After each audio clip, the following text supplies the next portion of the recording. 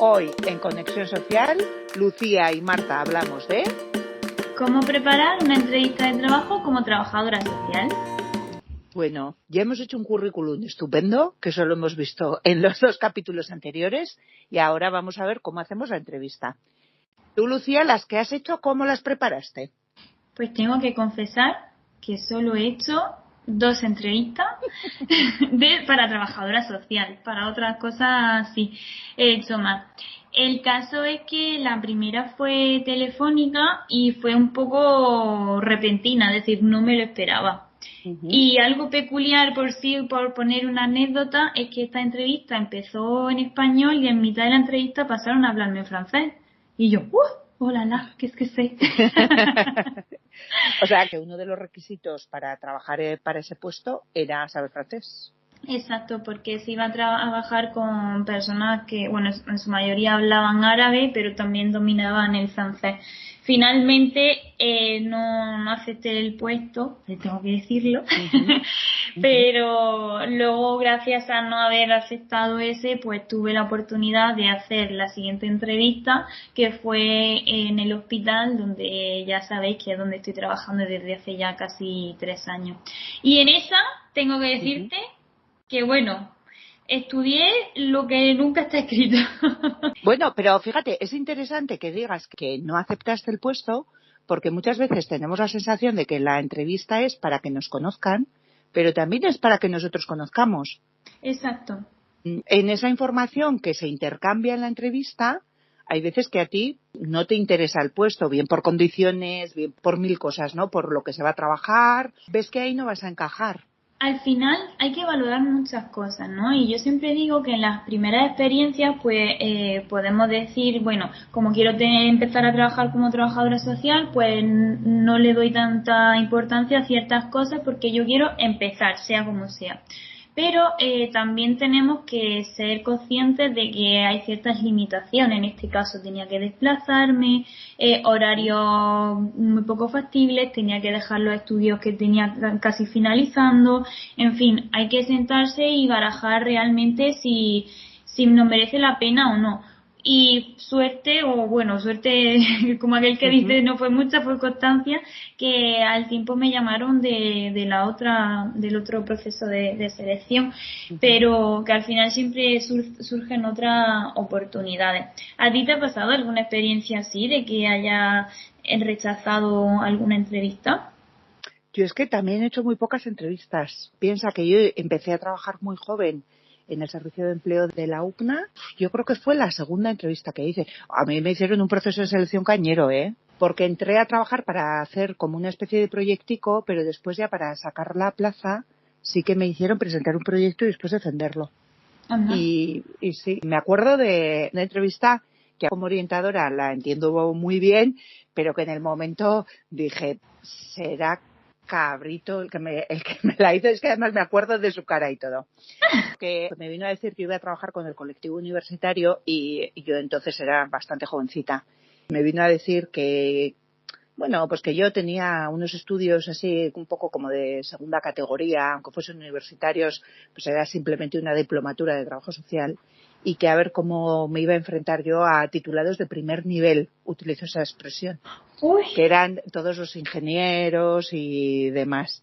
Entonces, es una pregunta que como orientadora la entiendo, porque dentro de la universidad sí que existe mucho, bueno, como una especie de jerarquía y sobre todo pues cuando te toca hablar con catedráticos y con tal, pues tienen ellos enseguida muy en cuenta que si son doctores, pues claro, yo una simple diplomada, porque en aquel momento era una diplomatura, pero sí me consideraba capaz de estar con gente con titulaciones que a mí no me parecía que fuesen superiores, pero que mucha gente sí que me iba a poner como en esa tesitura, ¿no? Entonces, bueno, yo creo que le contesté bastante bien porque le dije que yo de ingeniería no sabía y desde luego que no era mi tema, pero que de orientación sí que sabía y que además sabía mucho y bien. Fue un poco, pues eso, hacerme valer, ¿no? Pero sí, de esa entrevista me acuerdo por esa pregunta. Y luego, en el trabajo en el que estoy ahora, durante no hice más entrevistas, la verdad.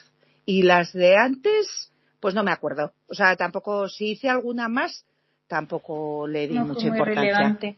Sí.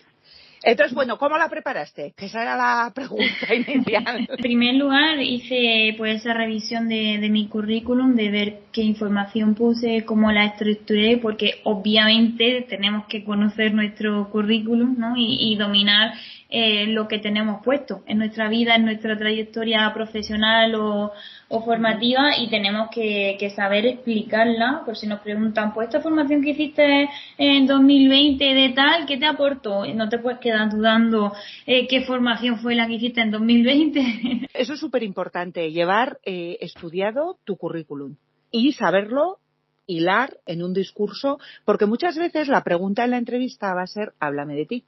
Exacto. Y no tienes que empezar, nací en un pequeño pueblecito de... No, empiezas con la titulación, pues estudié esto, puedes empezar si hiciste antes algún grado superior o lo que sea, pues lo puedes decir, o sea, pero tienes que empezar ya a hilar tu currículum profesional. Sí. Da muy mala imagen que no te lo sepas. Exacto. Lo que yo intenté también hacer era relacionar lo que había sido mi experiencia, que al final mi experiencia fue toda en las prácticas que hice, con aquellas funciones que especificaban en la oferta laboral que había que desempeñar, y luego con aquellas funciones que yo entendía y que yo busqué también por internet, porque tengo que decir que lo busqué todo por internet, que se hacía en el ámbito sanitario como trabajadora social. Entonces hice como un mix de todo e intenté relacionarlo para que cuando yo tuviera que expresar pues cuál eran pues mis conocimientos y mi tal, pues tuviera esa relación y encajara con el puesto. Obviamente no me inventé nada. Eso es un poco lo que habría que hacer para prepararla, ¿no? Tu currículum, enlazarlo con lo que están pidiendo y también con la empresa o institución a la que vas. Exacto. Entonces, hoy en día es que partimos de esa ventaja de que al final, como casi todo está expuesto en internet, la página web de la empresa. Me río porque yo cuando hice la primera entrevista, lo de internet, pues estaba en pañales. No, es verdad. Pero había prensa. Le preguntaba a los vecinos del pueblo. No, había prensa y mi madre sí que solía guardar la prensa. Entonces sí que había una parte que sí que estuve mirando y luego, a ver, era la universidad pública. Entonces sí que había una parte que me facilitó mucho el trabajo porque sí que salían noticias, pero sí que es verdad que hoy en día es mucho más sencillo. Que el que no la prepara no tiene excusa. Yo sí tengo que confesar que también le hablé a una compañera que trabajaba por la zona para que me dijera un poco pues cómo estaba estructurado este hospital, porque al final ya sabéis que tiene unas características especiales que no todo el mundo entiende. Yo hasta que no empecé a trabajar tampoco entendía cómo funcionaba. En fin, hice una búsqueda bastante exhaustiva de información. Y luego una cosa que me sirvió en esa búsqueda es que cuando yo me metí en su perfil de Facebook, pues tenía pues publicaciones del personal que trabajaba allí. Y en una de ellas salía la chica de recursos humanos en una conferencia. Y claro, pues yo vi a la chica y luego, como era la misma chica que a mí me estaba entrevistando, es como que ya me resultaba familiar. Y digo, pues si yo a esta persona la conozco, ya ves tú, que eso yo la había visto en la foto, pero a mí me dio tranquilidad el saber que quizá iba a ser esa chica, y cuando la vi, digo, ay, pues es la misma de la publicación. Sí, hilando un poco con tu currículum, la oferta y toda la información de la empresa que tengas, que esa la puedes obtener a través de las redes sociales de la empresa, a través de la web, de noticias y también de conocidos. Exacto. Porque las personas conocidas te pueden dar una información que tú en la web te vas a encontrar la misión, visión y valores que son un poco, ¿no?, como puesto en bonito, pero luego la realidad hay veces que es distinta. Exacto. Y eso es importante, que las personas conocidas sean alguien que para ti su criterio resulte fiable, porque ya sabemos que aquí cada uno cuenta el baile según le va. Entonces, el mismo baile para mí puede ser un triunfo y para ti puede ser desastre. Claro. Entonces, es importante, cogiendo un poco de distancia, coger esa información que sí que nos puede interesar. Preparando todo esto, ya tenemos que pasar a las entrevistas que nos van a hacer. Perdón, a las preguntas que nos van a hacer. Exacto. Yo ahí resaltaría mucho que una pregunta que yo he hecho y que para mí es como muy importante es, ¿y tú tienes algo que preguntar, no? Es bastante pues importante porque denota que la persona ha tenido interés en buscar que la entidad, no sé, yo creo que denota bastantes cosas. Puede ser interesante, eso ya sería casi al final, y depende un poco de cómo haya discurrido la conversación. Me explico. Si Sí. tú has estado hablando con la persona de recursos humanos y habéis empezado a hablar pues de cómo surgió la empresa, de cómo fue avanzando, pues igual luego no tienes preguntas. Aunque siempre hay las preguntas comodín, ¿no? Que sería preguntar, ¿cuándo sabréis a qué persona habéis seleccionado? ¿Cuándo tenéis prevista la fecha de incorporación? Por ahí podría ser. Si están entrevistando a más candidaturas, eso también lo puedes preguntar, pero sin ser demasiado inquisitivo. Y hay como bloques de preguntas. Hay algunas que van a ir dirigidas hacia tu disponibilidad. Si estás disponible, si tienes coche, si no tienes coche, si te va bien este horario, si no te va bien este horario. También por el tema económico. Sabes que vais a hablar de dinero, entonces tienes que saber cuánto se cobra más o menos en una oferta similar y lanzar tu propuesta. Convenio de intervención social de Navarra, pues allá tienes cuánto se cobra, si es un nivel 1, un nivel 2, un nivel 3, ¿sí? Y ahí están estipuladas también las funciones. Pero digo el de Navarra, pero me supongo que habrá en Murcia, habrá en Almería o en Andalucía y habrá en las otras comunidades autónomas. Entonces, conviene que te informes antes. Hay otro bloque de preguntas que va sobre tus intereses. ¿Por qué te interesa este colectivo y no otro? Objetivos que tenga la persona o la visión que esperas de este puesto de trabajo. Por un lado están los intereses profesionales y los intereses personales también. Sí. ¿Qué puedes ofrecernos? ¿Por qué te tenemos que contratar a ti y no a otro candidato o a otra candidata? Preguntas de este tipo. Sí, luego, en internet la verdad que sale mucha relación de todo esto que nos puede ayudar a prepararlo. Y luego hay otro bloque que tiene que ver con las competencias.